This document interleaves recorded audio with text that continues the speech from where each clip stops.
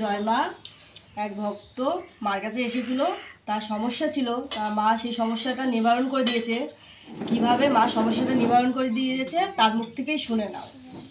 জয় মা মনসা মা, জয় মা কালী মা। আমি মায়ের কাছে এসেছিলাম গত মঙ্গলবার।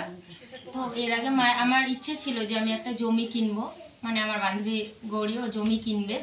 তো টাকার জন্য অনেক জায়গায় ছুটোছুটি করেছে, কোনো মতেই ওর কোনো এক হাত দিয়ে আনছিল, এক হাত দিয়ে বেরিয়ে যাচ্ছিল। তো আমি গত মঙ্গলবার মায়ের কাছে আগে ফোন করে আমি মাকে বলে জানিয়ে এসেছি।